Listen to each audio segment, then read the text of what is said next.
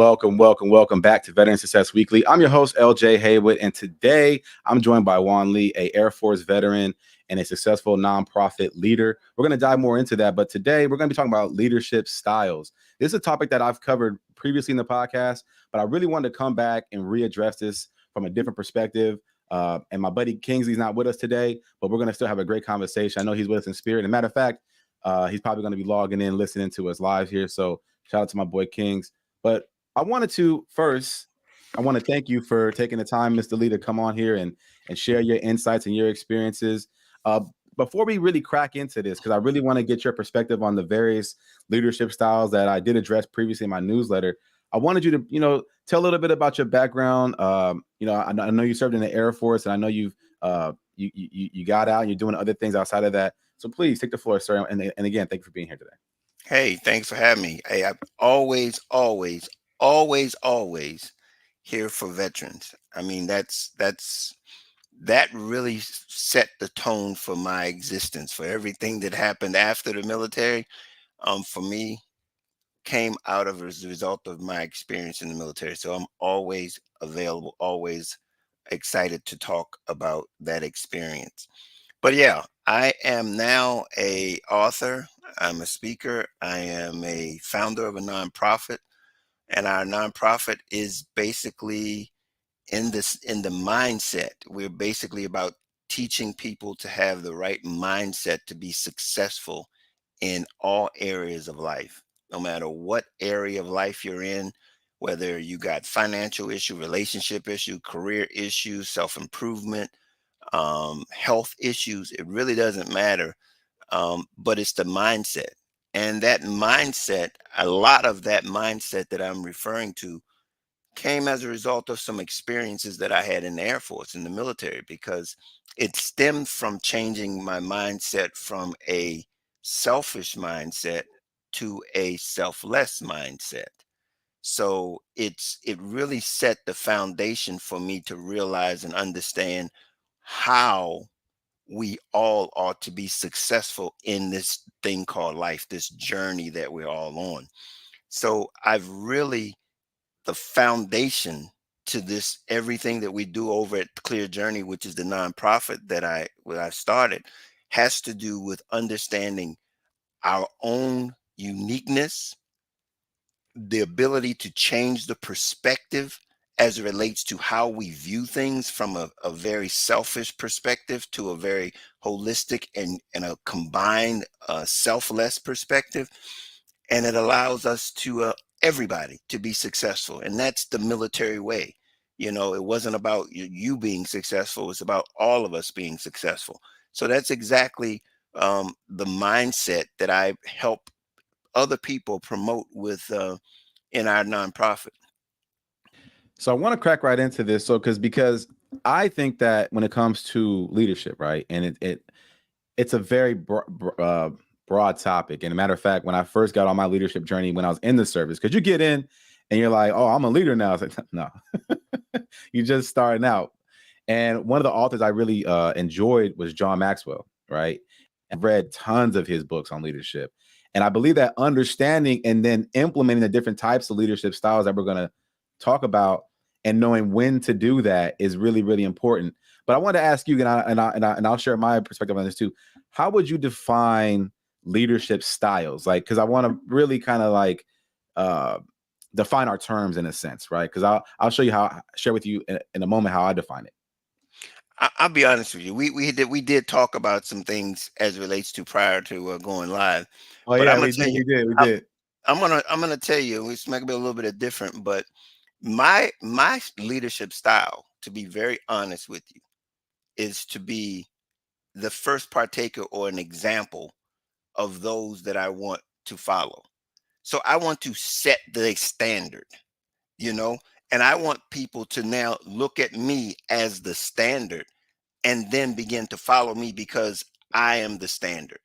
I Have you am. always have you always been that way? Like, was there a point like because usually when like 'cause you seem very passionate about that. Was there a point in your career where that became like prevalent that you needed to do that? Well, I'll be honest with you. That was some of the things that I learned in the military because I had to understand that for someone to follow me, they had to want to follow me. I can't force somebody to follow me. Okay. So if I'm not giving them something to follow, then it's going to be very difficult for them to be able to follow. So to be a leader, I think we have to be the first example. We have to be able to be the one that can say, okay, I'm going to be what I want you to become, or I want you to do, or to act in a way, or to respond.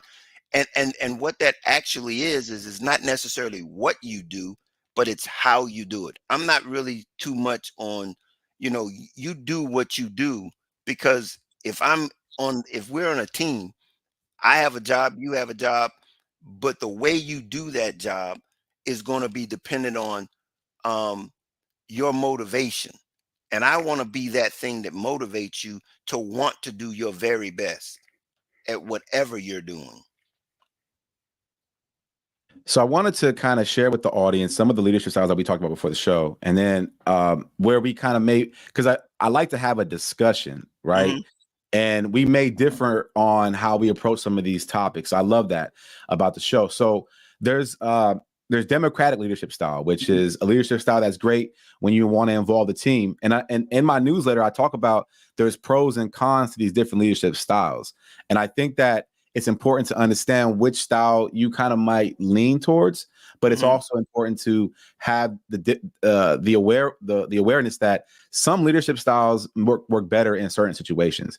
And I've noticed that in the military, you have to let your team know, hey, listen, um, there's one called like coercion, like basically like taking control, like centralized control. Hmm. In certain contexts, that may be what you need to do. But if you're always so used to being very like team oriented, when things pop off, there's like a crisis management situation where we have to centralize things. That may be the time where you need to use that kind of leadership style. So the way I looked at it was that no one style, in my opinion, is better or than the other. It's just knowing when and where to use it. So the one I went over earlier was when you take that centralized leadership style where you're taking control. But the problem is that it could bottleneck things, right? And then the other one is democratic, where it's more team oriented, but because it's so democratic, it can kind of it may slow things down. And then I went into laissez faire, which I actually think you really can't get to laissez faire, which is basically until you have a very high level team where everybody in the team. Go ahead. Go ahead.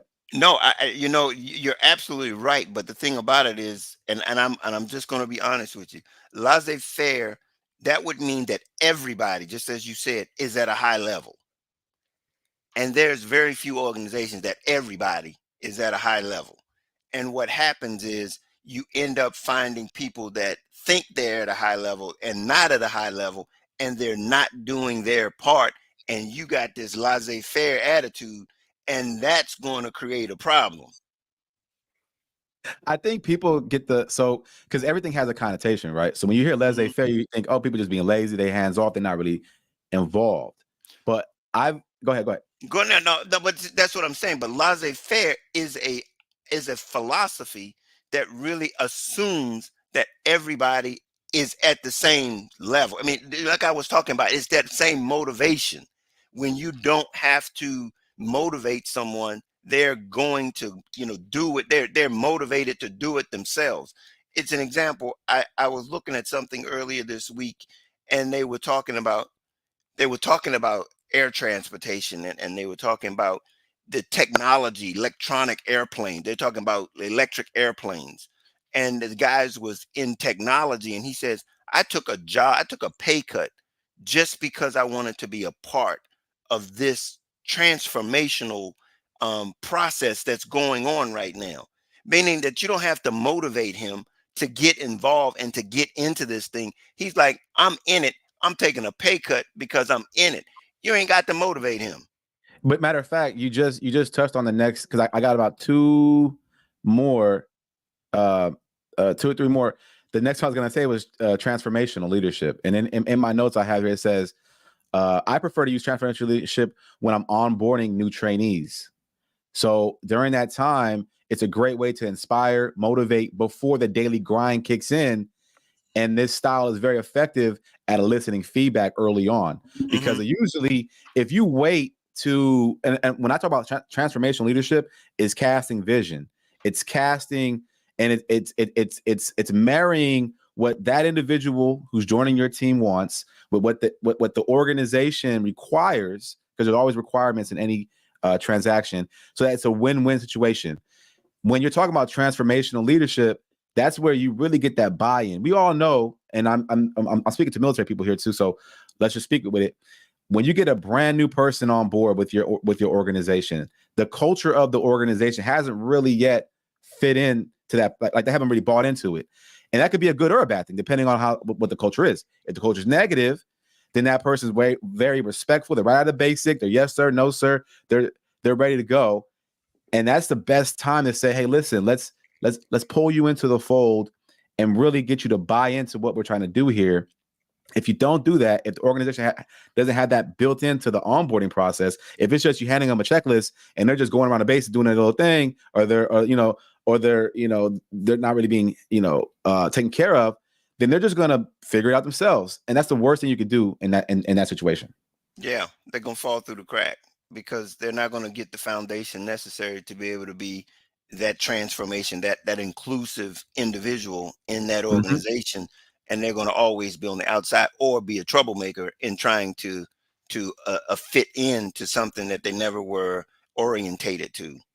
Well, I bring that up. I want to go back to that story you just said. Is that people will, and there's a thing. You heard the term quiet quitting?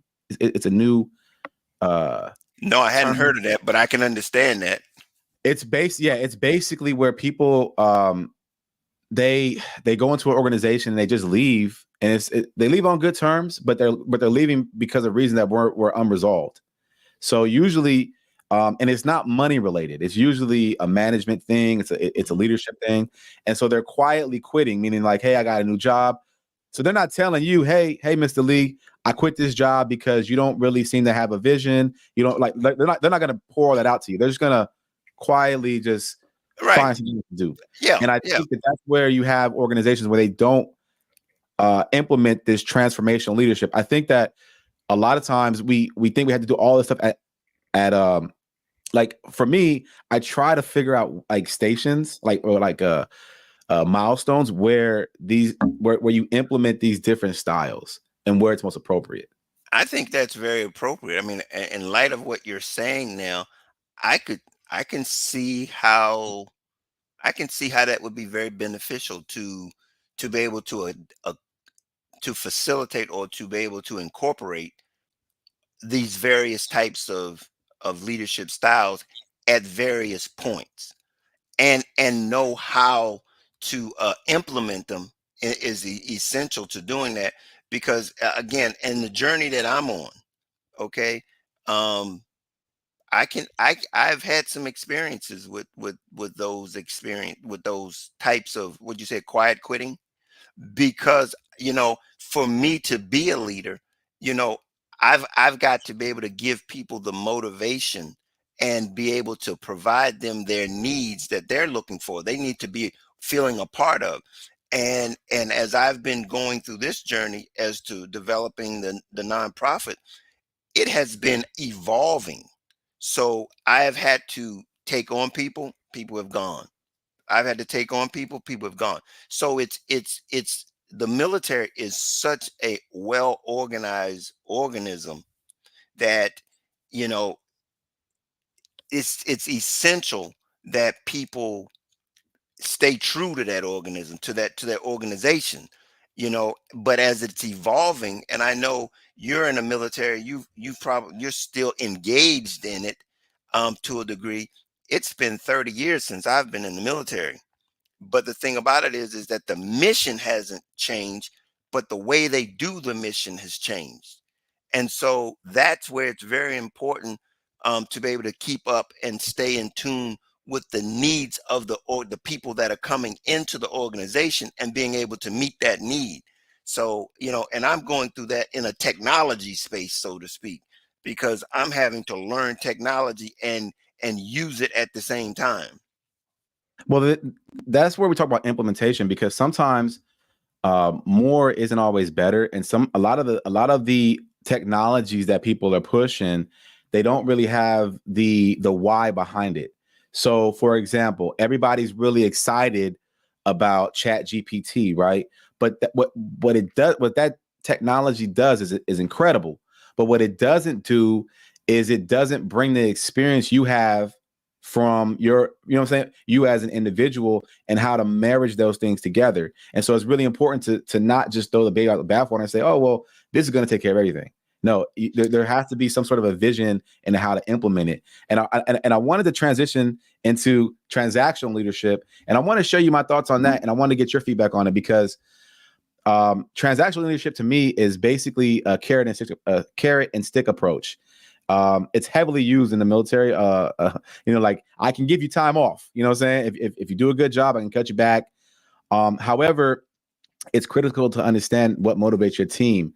Sometimes a lot of people that are money motivated in certain situations, like even if you look at certain organizations like sales forces, right? Mhm. They're usually very transactional. If you're not able to sell or bring in leads or raise capital, you're not going to be able to lead those people. You could be all the other things we just talked about, but because of the type of business that you're involved in and what you guys are trying to achieve, that leadership style may not be what they're really heavily focused on, even though you can implement those, throughout. Yeah, I mean that's absolutely. I mean, again, if the transactional is necessary, and the thing about it, I mean, as you were saying that, I was going, do I have? I have. I work with a lot of contractors, and so it's Exactly. basically Yeah. exact. I mean, it's like, I need this, okay, and so you get, this is what you want for that. That's what I want. This is an exchange for what you're doing, and so in many cases, as you said, the ability to be able to do that, it also comes from a place where you've got to be very specific and well versed in what it is you need, okay, what it is you need, because it's really going to be transactional. And again, I'm going through these types of growth pains, to say the least, because I'm having to ask people to do things as I learn it at the same time. So I'm learning, and I'm saying, okay, is this, can you give me what I'm looking for here? And it's not always been a successful transaction, you know. So you have to be very cautious and careful of when you are in that space, to know exactly what it is you're expecting from that transaction. And I think it's also important. I mean, and we'll slow down because I think this is really an important point. Sometimes when you start an organization or a business or something like you're really passionate about, the people that you hire are not the business owner. And so their perspective is completely different than what you have. Hmm. So if you're not meeting the requirements as when it comes to payroll or time, that are like investing in them, they're going to go find it somewhere else, because there has to be a level of transaction. I think that sometimes, and this, I mean, I don't know if you agree with this, but there have been times where I've worked with nonprofits, for example, right? Where I'm volunteering my time, and I felt like they were asking for way outside of the scope of what I was willing to volunteer, because I had other responsibilities. And that could be kind of a situation that I find in certain organizations where, hey, look, the transaction is, hey, I'm volunteering, I'm giving you the time that I have, but then it's like, oh, well, you must not care about the homeless. You must not, no, that's not it. I just can't do more than I can do. And I think it's important to keep that in mind. I think that's critical. I mean, because again, the spectrum there is, again, I'm in that nonprofit space, and that spectrum is that everybody's not going to give the same amount of time. So you can't expect, you know, I have people that give me in kind services, you know, and I also have people that give me their time service. So it's a different type of expectation, but always wanting to be familiar with what the needs are of those volunteers and what it is that they have. And by all means, if what you don't want is expectations on either side to be unrealistic. And so what you want to do is make sure that what you, what the agreed upon volunteers is going to be giving, offering, is meeting a need, but at the same time, you're not burning them out. You're not burning them out. You It's see, but you see why I was saying earlier is that at the beginning in the transaction, there's leadership being done, right? There's negotiation being had, there's things like that. And then once you get past that point, maybe you bring on, for example, right? Maybe bring on a contractor and you're testing them out to see if he could take on a bigger project. So you say, hey man, all I need you to do is build that fence to these specs by this time. And I did a newsletter with Kingsley on good, fast, and cheap. If you need it by tomorrow, it's going to be different than if you need it if I don't want a Great Wall of China, brother. I just need something that is just going to box the area in. So if I come back tomorrow and you're building me a brick wall, that's not what I asked for, right? yeah. And so there's opportunity there to say, hey, I'm gonna throw you a bone. We're gonna see it, and if these transactions work out well, maybe we can shift into a different relationship where a different level of leadership is involved. I think that's exactly right. And the thing about what you just said, it transcends into a whole lot of different areas in life. I mean, if you're a homeowner and you're trying to get contractors to do work on your home, that's a transactional type of deal. And being a homeowner for almost 30 years, it really, you know, you're not going to necessarily always have all of the right answers. But the thing about it is as the homeowner, you have to give them specific specs as it relates to what your expectations are. And in the process of doing that, they're going to give you a quote or a price, and you get to say, okay, whether or not that's something that you want to entertain. So it's in all areas of life. I'll tell you something that while you're talking, this is a little bit of a tangent, but other day I was working with a few airmen and we were manufacturing some equipment, right? I'm not going to be specific, but some equipment to these specs. And I went and I hadn't, I had the drawings, I had everything out, and I'm like, well, I haven't done this in a while, so let me go ahead and I'm gonna head over to the back shop, and start cutting and getting things to spec. And I thought what I did was great. It was within specs. It wasn't perfect, but it was within the specs. So I call a couple of guys over. I'm like, hey, look, I'm gonna get you guys spun up on this because we're gonna basically be manufacturing these locally, and then go from there. And one of the kids, he goes, and keep in mind, I had made a bunch of mistakes to get to the part where I was like, all right, I can show this to the guys. I can show them this. He shows up, cuts it, boom, boom, boom, hands it to me. It's better than what I was working on. It took me an hour to get to the point where it looked good as what he just did. I'm like, dang. And I asked him, I was like, he's like, oh, well, back at home, growing up, my dad was a carpenter. I worked in the shop, da da da da. So he just walked in and was like, oh, cool. Oh, so you got this, you got that. Okay, boom. All right, cool. So he walked in, and I was like, all right, know what? And this goes back to leadership too. So I said, you know what? Now you're the POC for that. You delegated, did you? Oh yeah, yeah, yeah, yeah, yeah. But I actually wanted to transition into our next topic, servant leadership. And in my notes, I'm going to read what I wrote here just so you kind of get my perspective on it. I remember this was a couple months ago, so it's probably changed a bit. But I wrote here, I said, servant leadership is often misunderstood. It's well suited for nonprofit organizations and the military where the mission is prominent. However, prioritizing others over oneself for too long can become very detrimental to your personal well-being. This style of leadership should be used appropriately and with balance with self-care. I think that's absolutely true. The whole part of it, it's absolutely true. I've been through that one also. I've been through that. I've been on the other side of that where you've extended so much that you've neglected yourself.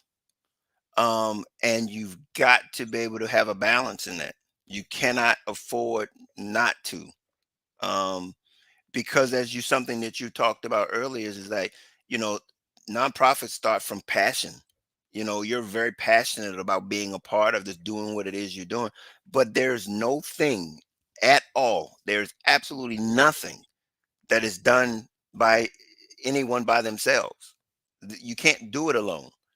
And it's until you realize that you can't do it by yourself, because you're in many cases you're putting so much pressure on yourself. It's not meant to be there for you. It's not meant for one person to carry. And I don't care what organization it is, with nonprofit or business for profit, it doesn't matter. There is nothing, nobody can carry the whole load by themselves. Absolutely. So when you said it has to be balanced.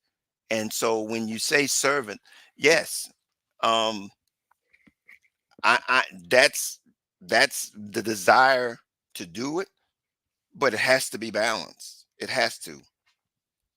Yeah, I feel like a lot of nonprofit, we talked about this before, they really resonate with that leadership style. But I do see, in my experience, where I've seen nonprofit leaders just get completely burnt out, you know, and it's unfortunate because they haven't really developed or equipped themselves with the skill sets in order to run the nonprofit in a way like a business would run, right?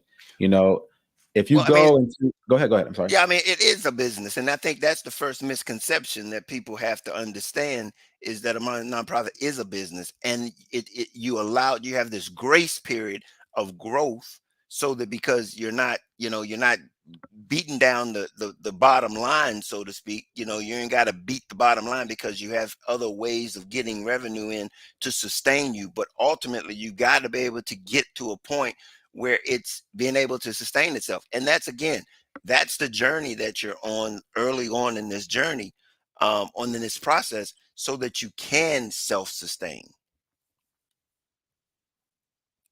So now that we gave the audience, some really great information, let's take a step back. And I wanted to, because the way I like to structure the show is, I want to, when people log in, I want them to, or when they're listening to us, I want them to know, like, hey, we're going to cover the topic as soon as possible so you can get some value. And now I want to take a step back, and I wanted to know more about your background. Like, where'd you grow up? Tell me about that initial experience of getting into the service, if you don't mind, sir. Well, hey, that's the story of my life that really put me on the path of where I am today. I grew up, um, basically, and this is something that's very interesting, because um, I was just speaking to my older brother. I'm the youngest of my brothers and sisters, and so we had almost a different type of growing up. You know, I'm like 6 years younger than my youngest brother, which is 6 years older than me, and then I have an older brother who's 8 years older than me. Um, and I grew up with basically an understanding of, hey, life is pretty good, middle class, and the expectations were to sustain or to get better. But the thing about it is that my academic experience was absolutely frustrating. I went through all of my public school system years with an undiagnosed learning disability. And I was in special education, but when it came time to graduation, which I graduated on time, so to speak, um, I felt unprepared for life. I was lost. I felt confused. I felt afraid. And the options that I had, because I wasn't going to go back into school, it was to go into the military. And that was the emphasis that I spent. My Every bit of the energy that I had was to get into the military. Um, Wanted to go into the army, um, but the Air Force accepted me, and I was like, "Hey, I'm on my way." We got Um, a question here from Barry Pill. He said, "Where did you grow up?" I grew up in the suburbs of DC, in Maryland, in Silver Spring, Maryland. Okay, all right. And I Hmm. didn't mean to cut you off. I saw that Barry had a question. Great question, Barry. Yeah. Um, what was it about? Because it's very similar. My father was in the Army, and I was just before we had the show yesterday because we have a very estranged relationship, just because of circumstances. But I don't really know too much about the specifics of the service other than what he said when he was hanging out with all of his old Army cats that used to come out to the cookouts and stuff like that. Right? I remember I'll tell you a story. I was out with one of the OGs, and my dad was in there cooking, and I'm cutting these potatoes, and his one of his best friends, they served together in the Army, was just laughing, and I had one of the potato peelers, right? Mm-hmm. And so he looked at me, he goes, "Man, give me that dent." And he just pulled a knife out of his pocket, handed it back to me like less than like 10 seconds. Like it was quick. And he just I was like, dang. He's like, yeah, me. And my dad walked in, was like, oh, he's teaching you how to cut, right?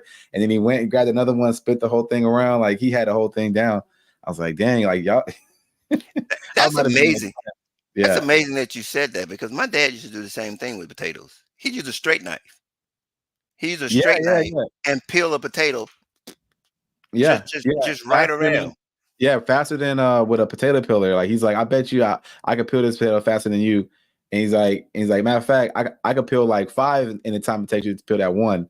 And he's just like, my uncle just sat there. It was, and he beat me too. Like, but I did. My dad. It was funny because when I was in middle school, elementary school, we had a teacher that taught how to play chess, and my dad was really into chess. And I remember I used to lose all the time, and when I beat him, I was like 14, 15. He was like, all right, I don't want to play no more. And so we never played again. He just wanted to play so he could beat me. It was funny.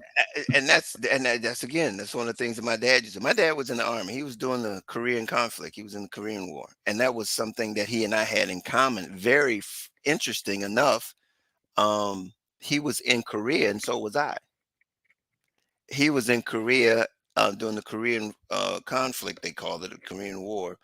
And I spent a tour of duty in Korea, did a year in Korea. Yeah, I think my dad told me that he went overseas to Germany, I think during like Vietnam era, like he's older. And then he said that the war that he was involved with ended before he actually saw combat. That would have been the Vietnam War, yeah. Yeah. So he was probably about my brother's age. Yeah. Yeah. So he and I actually, I'll tell you, this is why I bring this up, is because the other day I was thinking about, and it's going to be kind of off topic, but I mean, since we're just chopping it up, about alcoholism, because when he got the service, he was really involved with that. And it's part of it's a huge contributing factor as to like how things turned out, what I'm saying, for him long term. So I'm going to be having some discussions on that in my newsletter, and maybe upcoming in the podcast at some point. But I really want to address that issue because it's very I don't know, it's very sinister how it can just destroy families and destroy careers. I'm gonna give you an example. That topic for that war was what PTSD was to the Gulf Wars. Right. And, yeah. And it took years and years for people to recognize the devastation, because drugs and alcohol from the Vietnam War, off the chart when they came back. And it was a war that was not very popular in the United States. So, and then when we came back from even the first Gulf War, there was PTSD, but it wasn't until the second Gulf War that they were really willing to accept some of that PTSD from even the first Gulf War. And the first Gulf War was in the early 90s. The second was in the 2000s.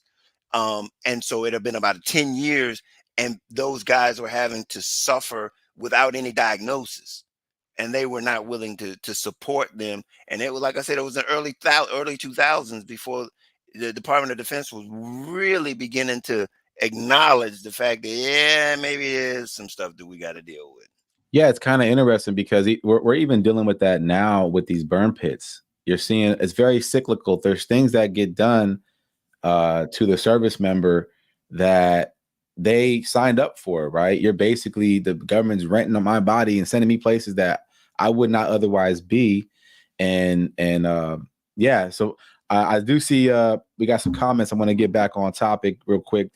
I like this, but that's why I want to readdress some of these topics on another episode where I could really dive into that, because the people don't really see what um the effects are of like what happens in the service to the families.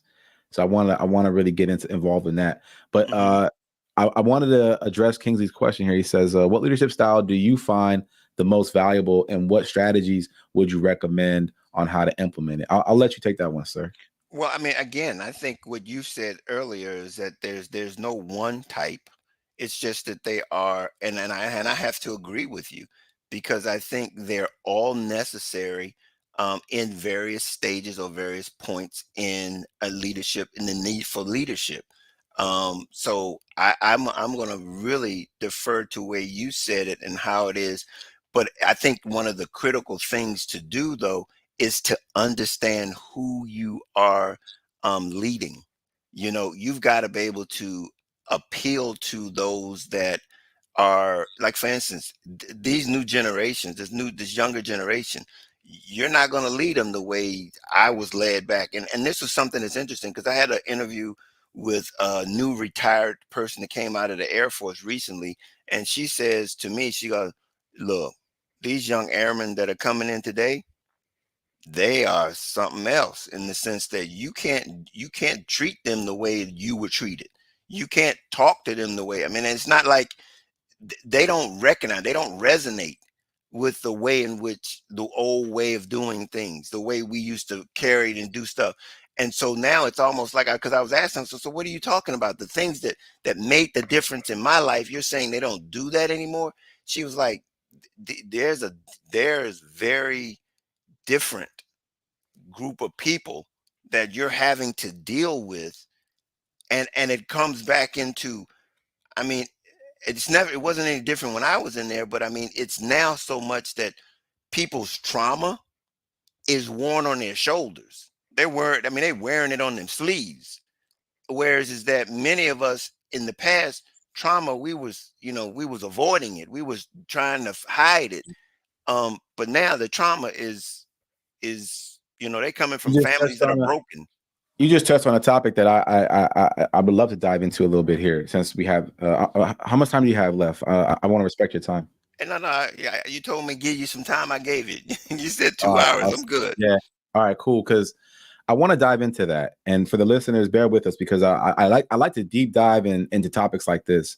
From my experience, so where I work at, I primarily work with the guys and girls who are just coming in, and I will tell you that you have to address the elephant in the room, essentially, when you're dealing with these individuals, because if you don't address it, they're going to address it. It's basically like back in the day, if I walk into the office and I'm a young airman, this is over 15 years ago.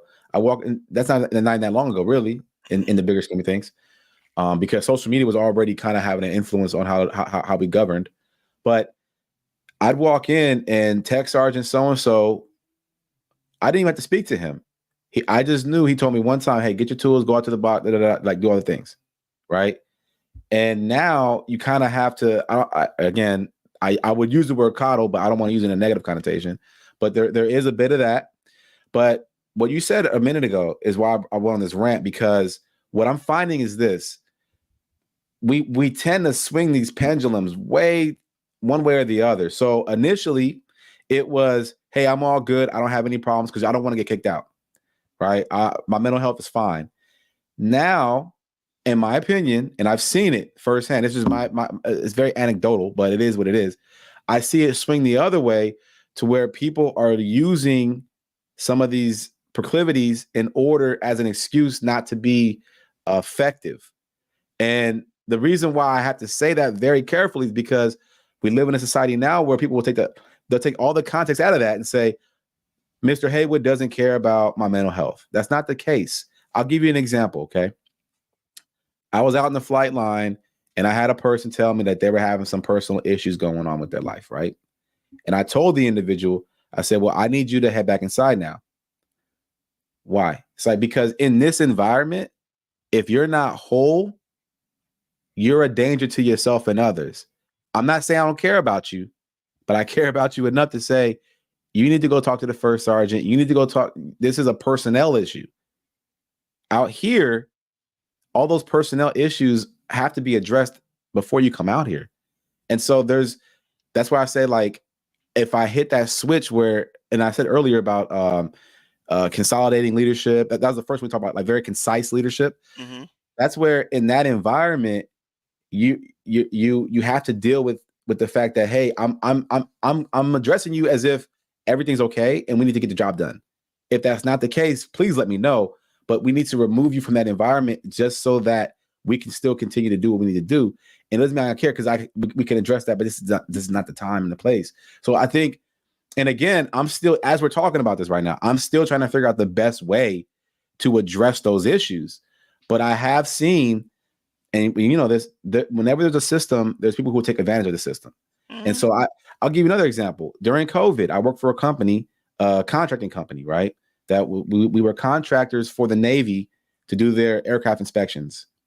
As soon as it was known that, hey, our company will not be able to, like, if you take leave, you can take leave, but it's going to be unpaid. So then they went to the, because the company wasn't that big. I mean, it was a massive company, multi-million-dollar company, but they didn't have the money to in the coffers for everybody to just take leave at the same time. As soon as people had the opportunity, though, the people who were kind of smarmy, they said, hey, I know guys who had COVID 3 or 4 times in that year who I don't think ever had it. Because they were taking advantage of the opportunity. Like, and it was so crazy that the money that was allocated for the legitimate cases, when people actually got it, was drying up. Mm-hmm. Mm-hmm. Right? Because you had to either use your leave, and then once you used up exacerbated all your leave, the union was gonna subsidize your time off during COVID. The people who used up all their leave and then used up all that COVID leave was like a small percentage of individuals who were taking advantage of it. So then it became very apparent, right? And it put a big smear on people who actually were ill. So I think that there's a lot of that going on in what you said, as far as like wearing it on their sleeve. It's like, hey, you can't address me because I have this issue. It's like, okay. And that's a character issue. That's a character issue there. And unfortunately, that's not something that you can, that's not something that you can, I don't want to use manage. It's not something that you can control, character, because situations will demonstrates a person's character. Situations will. And until the situation occurs, you don't know how that person's character really is. You know, they can talk a game, but once all of a sudden a situation comes that now is going to challenge that character, now it's going to be something that you can have prepared for, you can have addressed it in any way prior to, but now it's here and there's no way to regulate it. I see that. I hope Bruce is still with us. How you doing, Bruce? He had a question for you, sir. Do you have any advice for a leader transitioning into the civilian world? I find that the thought process differs vastly from those who are in the service, specifically in the way of motivating and rewards. What do you think about that, sir? Yeah, that's really similar to one we were talking about earlier. That's very similar. I mean, you know, I look at what the military gave me as something that is very useful in the civilian world.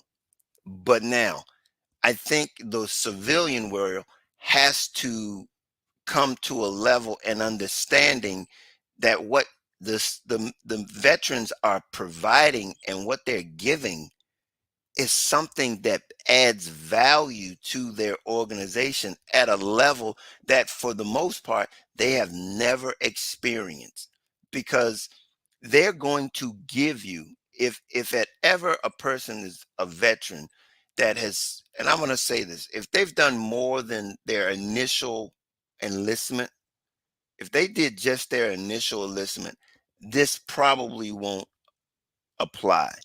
But any military person who did an, at least two enlistments, they're coming out with a different mindset than they did when they went in. And it's been evident that what they have now is something that's very useful in the civilian sector. If nothing else, then the attitude of being able to get a job done, um, at any cost, by all means necessary. So the specific way of motivating and getting that reward is from the military personnel, is if you are entering into a situation where um, they're unfamiliar with you, you have to basically show yourself to them in a way that they can appreciate it, and then they can begin to reward you in a way that's significant in their spectrum, in their space. So it's really beginning to identify to them your uniqueness, your value, in a way that they can appreciate it and accept it. I love that response. I have two comments for that. One, my father told me when I was a young airman, I called him. We were having a conversation. Like, again, we do speak, and he was saying, get past that first couple of years, because, like you mentioned, and I hadn't thought about it in those terms, because I usually don't. I like all veterans are about the same. But if you've done at least two enlistments, you've probably got to that point where you're in a managerial perspective now.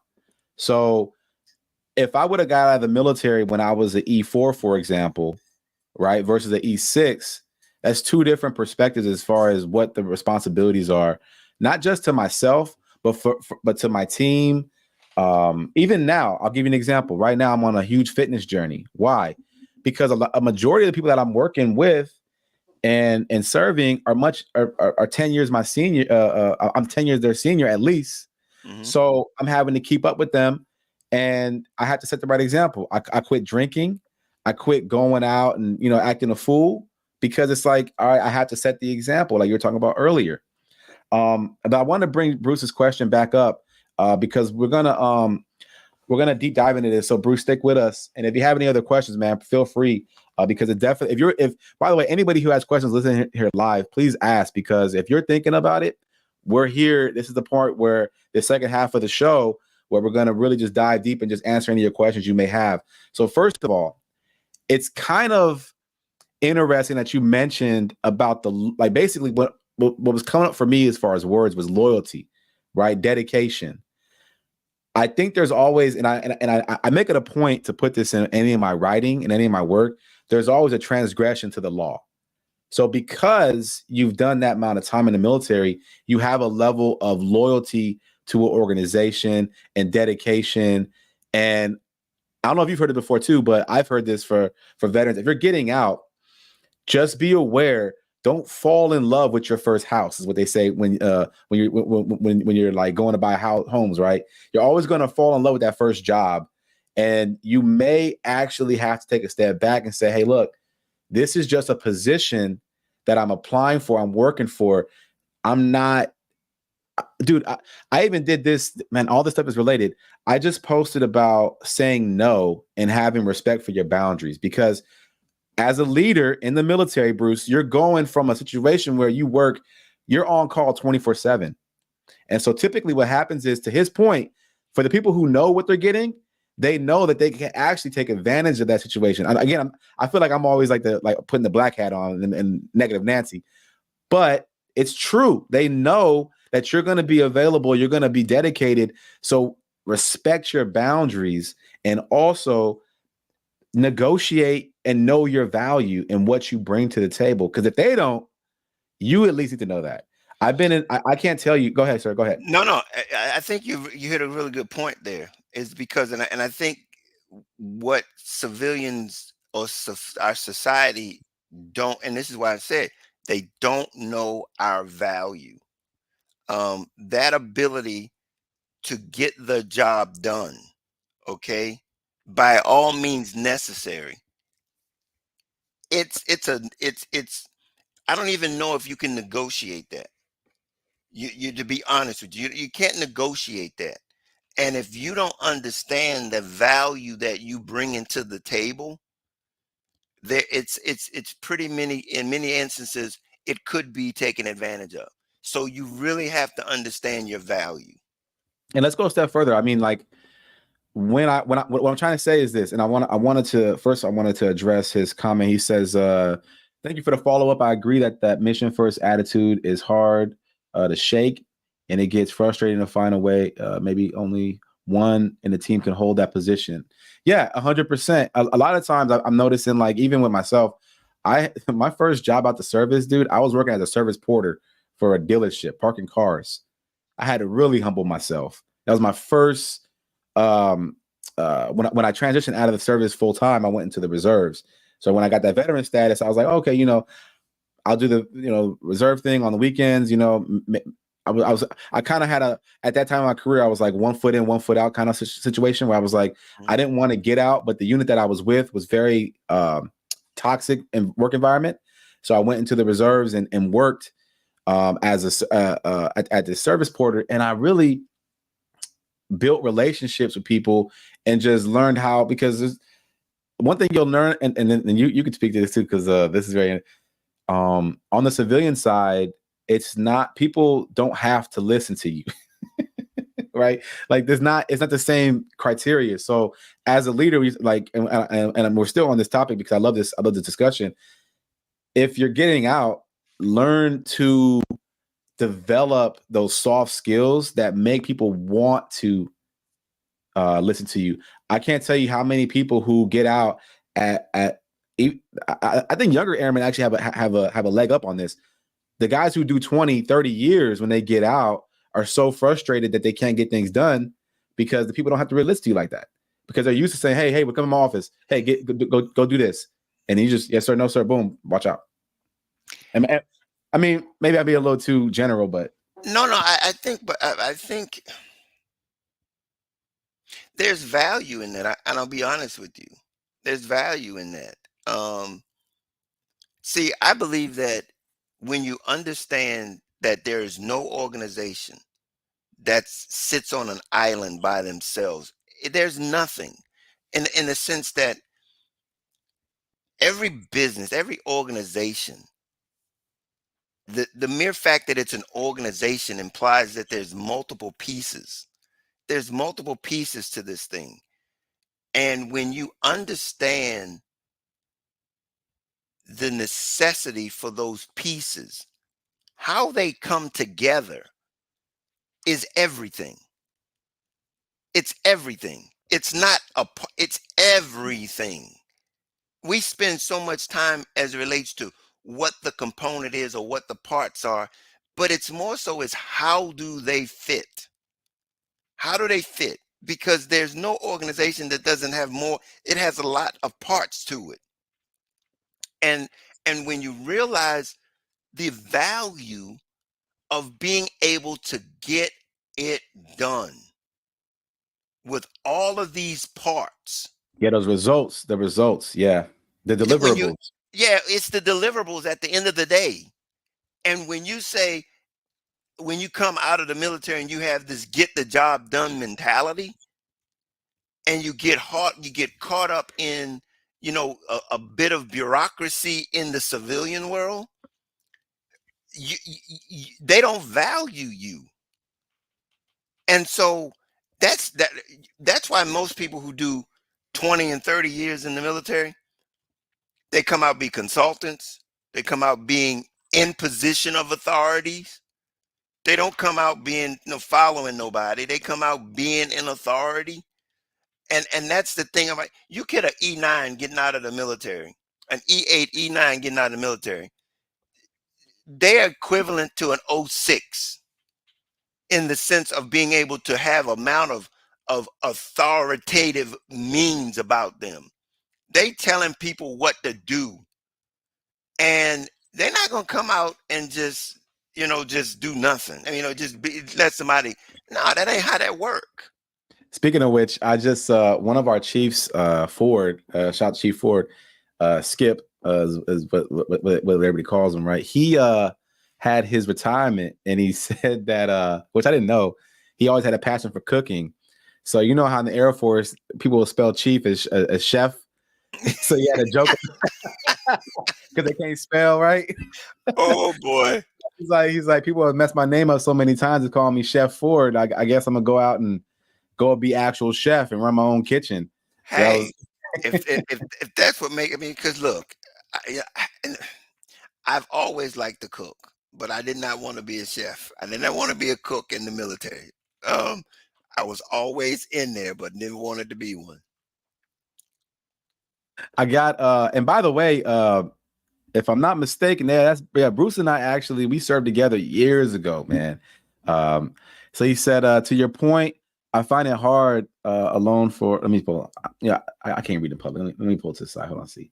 I just gotta get the gist of it. Let's see here. You have to learn to be humble. Yeah, you gotta learn to be humble. Yeah, see, it's easy to get passed over. Yeah, I think that the best advice I can give anybody that's getting out of the military is, and this is something that I learned from what's this book? I think I might have a copy of it over here somewhere. Um, I gotta see the author's name. But he talks about writing things down. So like just making a list. So listing out what you bring to the table, you know, because I've noticed that in my career since I've been out full, because I still work there part time, but in my full time positions, I'm so focused on what he just said, which is I get you results. And what I found, and to your point too, because again, I agree with you. When I'm in a situation where I'm in charge, I'm Mr. Haywood, I'm running the show. I do get some pushback from people who whatever, but the people above them are saying, "Hey, get out of the kid's way, man, because he gets me results. He gets the job done." And so usually people will play defense. And some of the thing is like, and I hate to say this because we're all human. Some of your minor like things people don't like about you or this, it becomes very not relevant if you're able to get the thing done. So when people are like all that politicking that happens, if you focus on getting the results, a lot of that stuff kind of like it kind of smooths that out for you, so to speak. I'm not saying Well, I'm not saying go out there and be rude to people, but you're able to get things done. People usually will get out of your way. well, I mean, again, it's assuming that you're doing it the right way. Okay, it's assuming that you're doing it the right way, and you're not just trying to bogart people and just run over people. But the concept of being able to get the job done is being in a position to say, okay, this needs to be addressed, and I don't have to ask anybody else to get it done. This needs to be done, and this And needs to be done the way. especially when you think about the society we live in now, right? Where a lot of people are, and dude, there's another topic I want to talk about in the newsletter, conflict resolution and how to properly address conflict. In the service, what do we always say? Hey, man, pull them aside, right? Hey, man, pull them aside. Like that seems like if you've been in the military, it's very, you're sitting in the office and you're with an NCO and he starts calling one of his airmen out or one of his sailors out. Hey, man, hey, just pull them aside. You know, what is it? You praise in public, Criticize in private. exactly. That is a staple that isn't being taught to normal people. And it goes back to what you said is like we have all these different things that are how we go about things in a very professional way that we tend to overlook. I can't tell you how many people have told me, "Oh, I was just a cop in the military," or "I was just a this." I was no, no, no, no, no, no, no, no, no, no. You led a huge team of 25 people on a deployments. You did this, you did that. You've traveled the world. You've done all these things that you have a passport. You know how many people in America actually even travel outside the country, right? It's like Absolutely. we spend so much time not really leveraging the fact that, and this is why I started this community. And I want to thank my buddy Ennie from across the pond over there in Britain for tuning in. But I started this because the service, no matter what branch you're in, right, is the biggest sorority fraternity on the planet.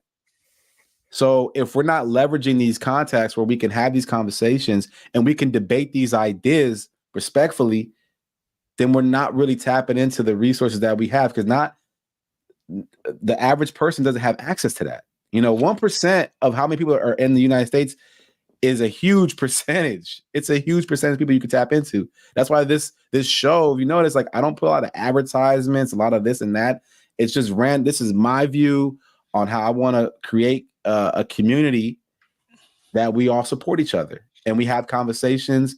I have been talked to about maybe putting together like a Patreon, because people have like, hey, I want to support you financially, get new equipment and whatnot. But for the most part, the conversations is what I'm more important to me. Mm-hmm. And then even with you and I talking, it's like, okay, yeah, I got to unpack this idea more. That's why I write things down, because I can go back and look at my words and be like, yeah, I used to think that, but this is what I think now. But if you don't put it down on paper, you'll never know. Well, it's evolving. It's being able to grow, and that's what connections are all about. It's, again, like I said, we can't navigate this thing called life alone. And what the military has afforded us an opportunity is to learn how to do that. Is to know how to know. Look, there was nobody who went through basic training or went through any part of their initial basic training. The one thing that they were trying to instill in, no matter what branch you were in, is that you're on a team. You're building something it's bigger than you. And when you recognize that I need you as much as you need me, that means we both win. We both win. And so this camaraderie, this ability to be able to connect to one another through your medium right here, is something that we should all be excited about being a part of, because it just reminds us as to what we really all engaged in and what we built long time ago, for me. But the fact of the matter is that here it is. I'm probably 20 years older than you, but we have something in common. We have an experiences that we have in common, and that's something that can never be taken away from us. And it gives us, I believe, it gives us some value to society in and of itself. And by the way, guys, if you're still with us, I encourage you to repost this, share it. We want to get the message out. We want to, because I'm noticing that I'm getting, dude.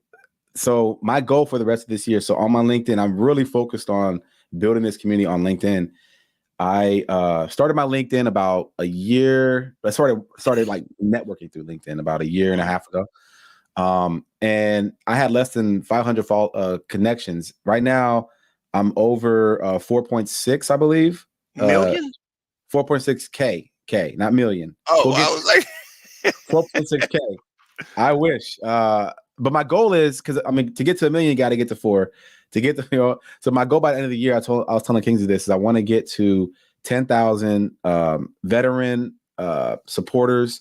And that includes within the veteran community. So like not spouses, advocates, because I'm noticing that a lot of the rhetoric, a lot of the conversation isn't about the successes that we are putting out there. A lot of it can be about some of the negative aspects of being a veteran. And I just being honest with you, I usually don't entertain a lot of negativity in my head, because it's just not how we talk about, how you shift. It's just, I try not to put so much energy into that. So I want to focus on some of the positives. So if you want to be a guest on the show and you want to come on, or a veteran who wants to be on the show, invite them on, because we can have a conversation.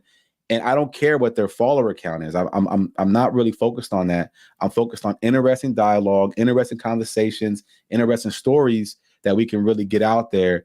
And here's one thing too, and about networking is, again, there is a vetting process, right? So I do a pre-interview. I do talk to you, kind of see if if it makes sense, right? Because I don't want to put you on there and you're not ready, right? Because to do a live dialogue like this is very you gotta have a certain skill set. I mean, so we Put can you work on the on that. spot. Yeah. I don't want to feel like you're being put on the spot, but I could also feature you in my newsletter if you have something like a business, or you recently are you trying to network and get your name out. Reach out to me. I have a newsletter. I have the show. I want to really blow up my network and yours. From just because I've seen the value in my life. Like my buddy Kingsley, I met him through LinkedIn. We connected through doing the show. My buddy Barry, he's been Barry Pill. He does an after show in the Veterans Club, and so yeah, if you guys know Barry, you know why I'm laughing. He's a character. But anyways, let's get back to it. So let me look at my notes, see if we haven't addressed some of the things that we talked about in the let's see here. All right, so we did a little bit about the background. All right, so let's double back. Could you share maybe an instance where you had to adopt your leadership style? Maybe like when you got out the military, or maybe I mean your work on this nonprofit. Have you had to feel like you've had to really adapt in your leadership style? And by the way, guys, I want to clarify something. So when I talk about leadership style, that's like music to me, right? Like playing the guitar, you can play jazz, you can play, you can play different, but you're still playing the guitar, right? So whatever your instrument is, that's what, like, for me, I know that I'm very A-type personality. I'm not saying to shift your personality to fit in. I'm saying figure out the situation and what strategy works best in that situation. Because a lot of times when I'm talking about leadership styles, people are like, oh, well, I'm aggressive, so I can't. I can't. No, you can still be aggressive and still implement some of these styles that we're talking about. So that's a whole different conversation. I want to make that very, very clear. I'm not saying to be fake or phony or completely change who you are. All I'm saying is just play a little jazz today, and then maybe we'll play some country, depending on the crowd you're in front of. All right, go ahead, sir. I'm sorry. That's the life of a nonprofit founder, to be honest with you, is to be able to put on those necessities, those types of leadership styles. Again, I am having to learn these things because, again, I have in many cases have had a different type of leadership. And for instance, you can't lead something that you have to learn yourself. You just can't lead it and learn it at the same time. So you've got to be very cautious when leading, because what you don't want to do is to put people in positions where they can't be successful. Um, so I've had to learn that, especially in this nonprofit stuff, is that everybody's doing this voluntarily, but they want to do it for a reason. They're doing it for a reason. And for them not to be able to be fulfilled in being able to add value and to do it for um, that a benefit to them, because again, everybody who wants to get involved with a nonprofit, there's one of two reasons. They're trying to build their experience in certain areas, um, or they really want to they're passionate about what you're doing, and so you don't want to kill that passion, or you don't want to not get the people what they want, the information or the experience or exposure that they want. So that's something that I've had to be conscious of and mindful of in this journey that I'm on right now with the nonprofit. Yeah, 'cause I feel like when I got the military, I started to understand the value in networking because when before I got into the circuit, like my analogy was towards music. 'Cause I play the trumpet, and you have to know the basics, right? You have to know how to play the scales up and down. You got to know the basics of leadership. You got to know, like we said, pulling people aside, those kind of things. But what you say is you playing that melody. right? Like how you approach it. And I think that that's where people want to put the cart before the horse. They want to be this, like, it's funny too, because I see a lot of it like on, never mind. I'll just say, I see a lot of people where they don't, for anybody who's been in leadership and you hear what they're saying or how they're presenting things, you're like, you really haven't cut your teeth on dealing with actual people. You're just speaking in theory. Because in theory, everything sounds perfect. It's the same reason why when you go into the service, I'll give you an example. When I got into the military, to your point, I was the exact opposite. I was very bought into being an individual, like 100%. Like, I got this. And it goes back to what we talked about earlier, how I was raised. I was raised basically through latchkey kid. That's an older term, but I was a latchkey kid in the 90s because of how I would spend some time at this uncle's house. I'd walk over there. My granny would give me money and I would take, I don't know if you guys have been in California, but I would take the bus from the Valley down to Long Beach with me and my two sisters. And I was 12 years old, right? Just us three. This is back in the 90s. Nowadays, you never see that. I mean, if you saw kids that age in a train station nowadays, they probably call Child Protective Services or something like that, right? Like, where's your parents at, right? But back then it was, and I had no cell phone, right? I had to get a pay phone. Hey, Granny, it's me. And then she, like you call the 1-800 collect. And hey, Granny, it's me. Wow. And then she, yeah. Hey, Granny, it's me. I'm okay. Like I say your name. I'm okay, Granny. And then I'd hang up and I just go to to the next location and get on a payphone and call her up and just check in with her. And I get into the military and now I got to depend on people. Well, I've been taking care of myself since I was like 10 years old. Right? Yeah. I was an a-hole. I'll put it that way. When I first got in, I'm like, look, I mean, if you can't figure it, like I was that guy. If you can't figure it out, fine, whatever. I can't even believe, like, that's not even, it's like been at 180 in my career now. That's exactly. I care too much is what the people tell me. Like, yo, like sometimes you care too much. I'm like, I don't know, man. Like that still doesn't resonate with me. But I don't know. I don't think you can ever care too much. I think you need to be able to balance. But you're exactly the situation. Like for me, I was looking to be a part of something when I went into the military. I was wanting to be a part of something that gave me some confidence, something that gave me value. So and yeah, I mean, everybody comes in for different reasons, gets to that space for their own, because of whatever their own circumstances are. But collectively, you know, how do we mesh as a unit? How do we come together? And some people have to come down and some people have to come up. And so that's the example that the military, I think, it teaches us how to do that, how to regulate what it is. If we've had this independence, we've grown up being self-sufficient and stuff, and then realize that here's the thing: you have more opportunities with a group to being successful, a greater accomplishment than you can as an individual. And that's the value that I think we have to begin to share with people, that says, you know what, you can do more with me than without me.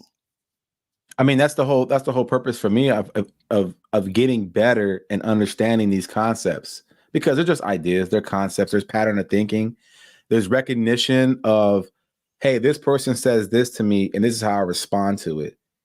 Why is this response not serving me? Well, it's because the pattern that I was in, let's go back to my story. The pattern that I was in survival. You got a chip on your shoulder. It's like, hey, you grew up in a situation where smiling isn't going to get you, you know what I'm saying? It could get you in trouble. So it's like you meet aggression with aggression, right? And you learn that doesn't serve you. So then you start learning, like, okay, how can I get more effective and make it a win-win? Because a lot of times people, like, what is it? They say hurt people hurt people. So when you don't know what you don't know, you're like, oh well, this is how people interact, which is not normal. Well, unfortunately, it's very interesting because as you're talking about stuff that's coming to mind when you say normal and reality and stuff like that. I don't know if you've looked at Cam Newton's podcast, Freaky Fridays. And I watched one of those in its entirety today, and it was an experience. It was very interesting because he was on there with a psychologist, and she was basically demonstrating or sharing with him that just because it's your reality, just because it's your truth, doesn't mean that it's the right thing. It doesn't mean yeah, it's true, it's your reality, it is what it is. But that doesn't change the fact that there's some brokenness that's causing it. And until we get to dig the brokenness out, you're going to continue to repeat the same thing, thinking that it's normal, it's the standard, it's the acceptable. You know, we got a lot of stuff to be able to get through, to get to a point where we can depend and accept help. It's amazing to, as significant as you think, it would be very easy to accept help. There are many people that will not accept help. They just won't. And we've got to get past the fact that we think that we got to do it on our own. No, not only do we not have to do it on our own, we cannot do it on our own. Well, this goes back to one of the things that I'm learning right now. So, for example, I took on a position. I don't know. We talked about you and I talked about this before the show. I got a new position like readiness NCO at the base there. So Hmm. focused on pre-deployment, post-deployment, financial readiness, all these things, right? And what I'm learning is you me as the individual, I'm here to help, right? I'm the government, I'm here to help. So so so my point is I have to develop my skill sets to create the environment and the opportunities for people to accept the help. Because a lot of times they're like, hey, people don't want help. I'll say it fine. But if I'm not creating those touch points to where I'm building a relationship, there was a quote that I saw where the guy said, you have to talk to your kids when you don't have to talk to your kids. Meaning, like, if your kids are having problems, some sort of abuse, or they're abusing themselves, or whatever's going on, and you're not building the relationship when it's not necessary, when it becomes necessary, their relationship isn't there for them to come to you. So go ahead.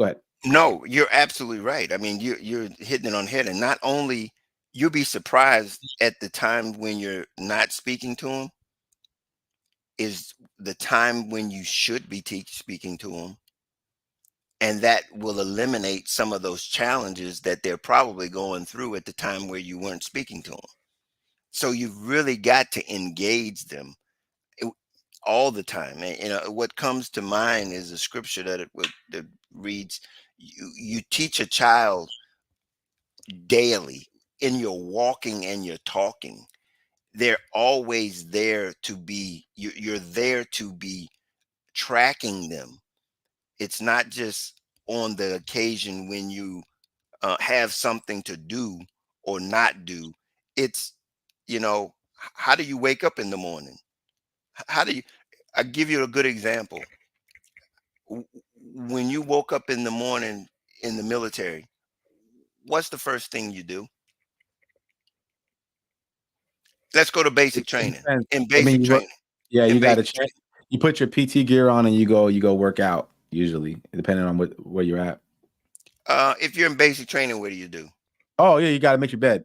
Yeah, you got to make Thank your you. bed. Yeah. Thank you. You see how you quickly put that in you just forgot that, but that's all I had to do is when you're in basic training, the first thing that you do, probably before you even go to the bathroom, good, you get up and you make your bed. And you don't Yep. understand how significant that is to your day's activity, because that's something that comes without even thinking.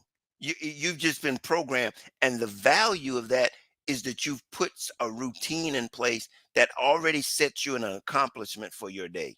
You've already done something, because there's nothing greater than coming home and seeing a made up bed, rather than coming home and seeing one that just left it like you left it when you jumped out of it, and you couldn't have managed it the same way you left it 2 weeks ago. That bed has looked the same for two. No, no, no. It's just something that you know. And if you have a culture that you begin to build on, and you build on, and you build on, because now the exercise is coming in there. How important is that? That's what we, and the thing about it is, as we get older, that becomes more of a challenge to get that exercise in. But it's necessary more now than it was. Being innately, you could do it just because it was in your walk. Your metabolism burns differently. You get older, it just don't burn like it used to. So now you've got to be intentional to do something that was almost happening unintentionally when you were younger. So these are things that you build on, and if you have the right mindset, that you can see it. But many of us don't know it when it happens. As life begins to change on you, you don't begin to see that it was some things that were happening subconsciously. It might, that now you have to put some attention to, and we don't know how to put the attention to it because we never learned it. I'll be honest with you, since I mean, because we got about another 30 minutes. I think for me, and this is the reason why I cut out drinking, was because the way that society is set up is it tends to dull you into submission. So unfortunately, the things that will that if you had the, how I put this, I'm still working through this. So like, without the faculties mentally to say, hey, look, I don't want to do that, I don't want to do this, your willpower becomes lower and lower and lower. So even, let's go back to the bed situation. I know people who are probably still in bed right now who haven't even got out of bed because The the night decision before. yes, because the decisions that you make the night before affect your day to day. So that's where I'm like, for example, like with the podcast. So when I first started doing these shows, I was like, I really don't want to go out like that. So what reason can I force myself to be motivated to not do the things that I know are destructive? So I would do my shows first thing in the morning on Saturday morning. So that meant I couldn't afford to go out that Friday night because I created a situation that prevented that from happening. So I think it's important to start looking at how you structure things, because we all have, and there's a book that I'm reading right now. I'm rereading it. I read it a couple times. It's by Tim Grover. It's called Relentless. And he was the mindset coach for not only Kobe Bryant, but Dwayne Wade, Michael Jordan. He was the mindset coach. And he said, like, there's a dark side of being a talented athlete like that, right? And so if you can't figure out ways to get things in alignment, where even the side of you that you don't show the public isn't in alignment with the side that you do show the public, then you're going to have these issues like a Tiger Woods, for example, where you have this huge dysfunctional, personal life, but you're this amazing athlete because you're out of alignment. And he talks about these different things. So for me, it's like, okay, I like to be social. I like to go out and why am I going out to go have alcohol, for example, right? I want to be around people. I like to network. I like to meet people. So how can I do that in a more productive way? Maybe I'll DJ. The DJ could be there. He ain't got to drink, right? Maybe I host an event where I'm the host. I'm still feeding that the positive side of it, but avoiding the negative. And so I think that from the leadership, because we can tie this back into leadership, from a leadership perspective, is really to see how you operate and what serves you and how you can go into the world, like you said, make your bed, work out, so that when you're in these situations, you're more present and you have the willpower to do the things that you actually want to do. Because unfortunately, if you look at the culture, it's not built for that. You know what I'm saying? Like, I agree 100%. Yeah, I agree yeah, 100%. yeah, 100%. So I think that's where I'm more like even after this, right? After we're done with the show, Elle and I we're gonna go on a hike because I usually on Sundays, which is funny. She was like, even before the show, because we have a system. She was like, make sure you don't go over your time because then you're gonna be on my time. And Yeah. she came a minute ago and she gave me a cup of coffee. So and this is another thing too, because before I would schedule the shows for an hour. So after that hour, she's like, "Hey, where are you?" So I was like, "Well, let me schedule the show for 2 hours, Give but yourself a little cushion. give myself some cushion because then I respect my guest time, my time, because the show could always run a bit shorter, but if it runs a little bit longer, we got about 2 hours to play with, depending on Mhm. the dialogue that we're having. And I think that that's important because that sets a boundary to where I'm pouring time and resources into that relationship Absolutely. that otherwise would be disrespected. Absolutely. And and and I will end this little rant with this is that I met a gentleman years ago who had a quote. You probably heard this before. I don't know where he got it from, but I stole it. Well, I tactically acquired it, as the military says. I tactically acquired, dude. I can't tell you how many times we tactically acquired desks in the military, chairs, clipboards. Um, it's Get the how you job do done. how you do anything is how you do everything. And I was at work with Sergeant Adams, my first supervisor, which he's here on LinkedIn. I haven't talked to him in years, but he said, "Haywood, if you're a dirtbag at work all day, you're not gonna get up and be top notch when you go home. So how you do everything is how you do anything. So you make a decision. You guys all get paid the same amount of money. You got 24 hours in a day. What you do with it is up to you. You know, You are absolutely right. And that's the point I'm saying is once you get that mindset, you can't turn it off and turn it on. If you're about getting the job done, it doesn't matter what the job is. Doesn't matter what the job, McDonald's, Burger King, a neurosurgeon or a doctor or a policeman. It doesn't matter. When you get to the point where there's only one way to do what it is that you do, and that's completion, final, I mean, excellent. There is no halfways, and that's you can't teach that. You can't force that because you can't make a person give you their all in all. That's just innately in you, and that's the part that I'm talking about.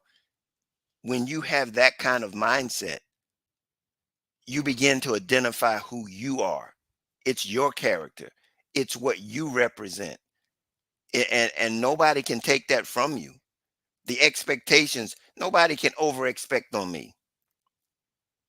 No, because I'm always gonna, and again, that, and you remember we go back to that leading style, that leadership style, as it relates to service, you know, again, that it has to balance. Now you got to balance it because at the same time you put that effort and you put that weight on you as to being, I'm gonna make it happen. I'm gonna make it happen. But being, you have to be balanced with it. But also, nobody can expect more out of me than I expect out of myself. And if I'm setting the example to lead you, then that's where you're going to be able to see it in me so that you can say, hey, you know, I used to, as a supervisor, I used to all ask my people, I says, tell me what you think about me. Tell me what you think. Tell me what you think about me. And it basically mainly shocks people because they go, should I tell you the truth? Or, I wouldn't ask you if I didn't want the truth. I want you to tell me what your thoughts of me because guess what? We're only going to be as good as the relationship that you and I have. Because I want you to want to be here. Like I said earlier, if you don't want to follow me, there's nothing in the world I can do to make you follow me. You've got to want to follow me. You've got to want to hear what I say and that it's beneficial to not only the organization, but you also, in what I'm suggesting or offering or presenting to you. You've got to want to engage it to be a part of it. which goes back to why, like, so one of the things that, like, one of my strategies with this show is I don't spam people when it comes to this show, right? I let the audience repost it and Why? Because if what I'm saying or what we're doing, what we're communicating, what we're advocating for, whatever the narrative is, if it's touching people at a deep level, they're gonna respond. And what that does for me is it gives me honest feedback as to whether or not I need to change things. Because if Hmm. I'm begging or I'm pleading, one, I mean, the posture is not there, right? But then also, it doesn't really give me honest feedback. So I do want to transition into this final segment, which we kind of jumped around. But I was looking at my notes. We did cover everything so far, but I want to talk about your future plans for the veteran community and how you're serving the veteran community, and a bit more about your nonprofit. So could you briefly maybe outline some of your future endeavors, and how you plan to continue to support veterans and whatnot? Well, here's the thing. Our nonprofit is for anybody who is looking for answers to life's challenges, and it doesn't matter where you are and what stage of life you're in. We're here to provide education and resources so that you can navigate life more successfully. As I said earlier, it's in all areas of life where we're talking about finances, relationships, careers, health, self-improvement. And here's the other one I think that many people don't realize is that a balanced life requires a little time for rest and relaxation, understanding, and sometimes you grind and grind and grind and you don't know how to stop. And so how to put those things into perspective so that you can say, okay, I don't want what I can't sustain. Okay. I don't want what I can't sustain. Many of us end up trying to want things that they can't sustain, and they're killing ourselves. We're killing ourselves because we're trying to do more than we can healthily, how that's not a good way, in a healthy way we can maintain. Okay. And so the other one is organization, and then humanity. How do we relate one to another?